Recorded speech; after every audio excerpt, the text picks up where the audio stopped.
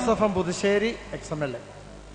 1964 ഈ മൈതാനത്ത് വെച്ച് തൊട്ടതെല്ലാം പൊന്നാക്കിയ ഭാരത കേസരി മന്നത്ത് പത്മനാഭൻ തൻ്റെ അനുഗ്രഹീത ജീവ കൊണ്ട് നാമകരണം ചെയ്ത കേരള കോൺഗ്രസ് പാർട്ടി അന്ന് കേരളത്തിൻ്റെ രാഷ്ട്രീയ ചരിത്രം തിരുത്തി കുറിക്കുകയായിരുന്നു.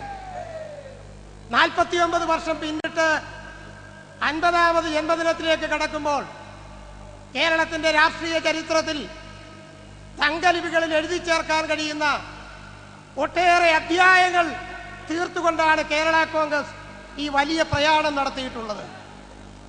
അഭിമാനകരമായ നേട്ടങ്ങൾ ഉണ്ടാക്കാൻ കേരള കോൺഗ്രസ് പാർട്ടിക്ക് കഴിഞ്ഞു. ഇവിടെ സൂചിപ്പിച്ചതുപോലെ പലരും അഭിസംബോധന ചെയ്യാൻ മടിച്ച ജനവിഭാഗങ്ങളെ, കർഷകരടക്കം ദുർബല വിഭാഗങ്ങളടക്കമുള്ള ആളുകളെ അഭിസംബോധന ചെയ്തുകൊണ്ട് അവരുടെ രക്ഷയ്ക്കായി പ്രവർത്തിക്കാൻ കഴിഞ്ഞ രാഷ്ട്രീയ പ്രസ്ഥാനമായി കേരള കോൺഗ്രസ് ജനഹൃദയങ്ങളിൽ സ്ഥാനം പിടിക്കുന്നത് നമ്മൾ കണ്ടു. കർഷകരും കർഷക തൊഴിലാളിയും ഒരു നാണയത്തിന്റെ 2 വശങ്ങളാണ് എന്ന ഐതിഹാസികമായ പ്രഖ്യാപനം നടത്തിക്കൊണ്ട് കാലഘട്ടത്തിന്റെ ആവശ്യങ്ങൾ ഒന്നൊന്നായി ഒപ്പിയെടുത്തുകൊണ്ട് മുന്നോട്ട് പോകാൻ കഴിയുന്ന രാഷ്ട്രീയ പ്രസ്ഥാനമാണ് ഈ പ്രസ്ഥാനം എന്ന് പിന്നീട് തെളിയിച്ചു. ബഹുമാനായ മാണി സാർ അവതരിപ്പിച്ച ആലുവ സാമ്പത്തിക പ്രമേയവും അധ്വാനവർഗ സിദ്ധാന്തവും ഒക്കെ കേരള കോൺഗ്രസ് പാർട്ടി കാലഘട്ടത്തിനൊത്ത് ഉയർന്നു വരുന്ന അഭിമാനകരമായ ചിത്രമാണ് നമുക്ക് നോക്കിക്കാണാൻ കഴിയുന്നത്. അത്തരത്തിൽ കാലഘട്ടത്തിന്റെ ആവശ്യങ്ങൾ ഏറ്റെടുത്തുകൊണ്ട് ഹൃദയത്തിലേറ്റുവാങ്ങി മുന്നോട്ട് പോകാൻ കഴിഞ്ഞ മഹത്തായ ഒരു രാഷ്ട്രീയ പ്രസ്ഥാനമായതുകൊണ്ടാണ് 49 വർഷം പിന്നിട്ട് 50ാം ജന്മദിനത്തിലേക്ക് കടക്കുമ്പോൾ ഒരു കാന്തശക്തി പോലെ 64ലെ സമ്മേളനത്തിൽ പങ്കെടുത്തതുപോലെ ഇന്ന് ഈ ജൂബിലി സമ്മേളനത്തിലേക്ക് 10,000 ഒഴുകിയെത്തിയത് എന്ന അഭിമാനപൂർവ്വം നമുക്ക് അനുസ്മരിക്കാനായി കഴിയും. ഇവിടെ സൂചിപ്പിച്ചതുപോലെ ഇന്ന് കാലഘട്ടം മാറിയിരിക്കുന്നു, കാലഘട്ടത്തിന്റെ ആവശ്യങ്ങൾ മാറിയിരിക്കുന്നു. അതിനനുസൃതമായി മുന്നോട്ട് പോകാൻ നമുക്ക് കഴിയുമെന്ന കാര്യത്തിൽ സംശയമില്ല. അതിന്റെ ഒട്ടേറെ കാര്യങ്ങൾ നമുക്ക് ചൂണ്ടിക്കാണിക്കാനായി കഴിയും. ബഹുമാനായ മാണി സാർ അവതരിപ്പിച്ച ബഡ്ജറ്റിലെ പ്രഖ്യാപനങ്ങൾ, കർഷക തൊഴിലാളി പെൻഷനും കർഷക പെൻഷനും അടക്കം, കാരുണ്യ ലോട്ടറി അടക്കമുള്ള സ്വാതന്ത്ര്യ നടപടികളടക്കമുള്ള ഒട്ടേറെ കാര്യങ്ങൾ, കേരള കോൺഗ്രസിന്റെ നയപരിപാടികൾ അധികാരത്തിലെത്തുമ്പോൾ നടപ്പിലാക്കുമെന്ന് പ്രതിബദ്ധതയുള്ള ഒരു രാഷ്ട്രീയ പ്രസ്ഥാനമാണ് കേരള കോൺഗ്രസ് പാർട്ടി എന്ന് പ്രഖ്യാപിക്കുന്നതായിരുന്നു എന്ന യാഥാർത്ഥ്യം നമുക്കറിയാം. ആ പ്രയാണം നമ്മൾ തുടർന്നു കൊണ്ടുപോവുകയാണ്. സുശക്തമായ സംസ്ഥാനവും സുശക്തമായ കേന്ദ്രവും സംതൃപ്തമായ സംസ്ഥാനവും എന്ന മുദ്രാവാക്യം ഉയർത്തിപ്പിടിച്ചുകൊണ്ട് നമ്മൾ മുന്നോട്ട് പോവുകയാണ്.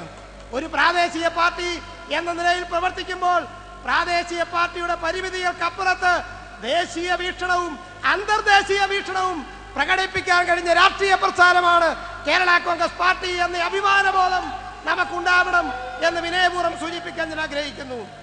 പഞ്ചവത്സര പദ്ധതിക്ക് ഒരു ബദൽ രേഖ ബഹുമാനായ മാണി സാർ അവതരിപ്പിച്ചത് ദേശീയ രാഷ്ട്രീയത്തിൽ വ്യാപകമായ ചർച്ചയുണ്ടാക്കിയതാണ്. ഇന്ത്യയുടെ പ്രധാനമന്ത്രി ആയിരുന്ന ചന്ദ്രശേഖർ അടക്കമുള്ള ആളുകൾ വാനോളം പുകഴ്ത്തിയത് ഞാൻ ഈ അവസരത്തിൽ ഓർക്കുന്നു.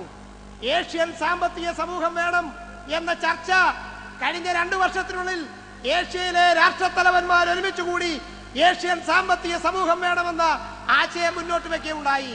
നമുക്ക് അഭിമാനിക്കാൻ കഴിയും, 2009 ഈ ഏഷ്യയിലെ രാഷ്ട്രത്തലവന്മാർ മുന്നോട്ട് വെച്ച ആശയം 94 ഇതേ മൈതാനത്ത് വെച്ച് കേരള കോൺഗ്രസിന്റെ ജന്മദിന സമ്മേളനത്തിൽ ശ്രീ KM മാണി അവതരിപ്പിച്ച രേഖയിൽ ഈ ആവശ്യം ഏഷ്യൻ സാമ്പത്തിക സമൂഹം വേണമെന്നും അതിന് പൊതുവായ ഒരു കറൻസി വേണമെന്നും ഉള്ള ആവശ്യം മുന്നോട്ട് വെച്ചു എന്ന് പറഞ്ഞാൽ കേരള കോൺഗ്രസ് പാർട്ടി ദേശീയ വീക്ഷണം പുലർത്തുന്ന, അന്തർദേശീയ വീക്ഷണം പുലർത്തുന്ന, കാലത്തിനപ്പുറം നടക്കുന്ന വീക്ഷണഗതിയുള്ള രാഷ്ട്രീയ പ്രസ്ഥാനമാണ് എന്ന് തെളിയിക്കാൻ കഴിഞ്ഞ രാഷ്ട്രീയ പ്രസ്ഥാനമാണ്.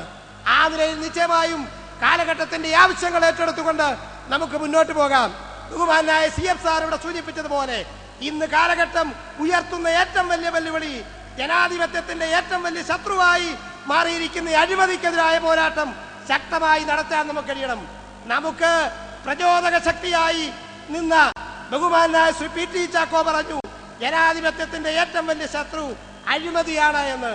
അഴിമതിക്കെതിരായ പോരാട്ടം ശക്തമായി ഏറ്റെടുത്തുകൊണ്ട് മുന്നോട്ട് പോകാനുള്ള കാലഘട്ടത്തിന്റെ ഉത്തരവാദിത്വം, ആ ഉത്തരവാദിത്വം ഏറ്റെടുത്തുകൊണ്ട് അത് ഹൃദയത്തിലേറ്റുവാങ്ങി മുന്നോട്ട് പോവാൻ കേരളത്തിലെ സമസ്ത മേഖലകളിലെയും പുരോഗതിക്ക് വേണ്ടി പ്രവർത്തിക്കുന്ന ഒരു മഹത്തായ പ്രസ്ഥാനമായി ഈ പ്രസ്ഥാനത്തെ രൂപപ്പെടുത്തിയെടുക്കാൻ നമുക്ക് പ്രതിജ്ഞ എടുത്തുകൊണ്ട് ഈ സുവർണ ജൂബിലി സമ്മേളനത്തിൽ നിന്ന് പോകാം എന്ന് മാത്രം സൂചിപ്പിച്ചുകൊണ്ട് എല്ലാ ആശംസകളും നേർന്നുകൊണ്ട് എൻ്റെ വാക്കുകൾ അവസാനിപ്പിക്കുന്നു.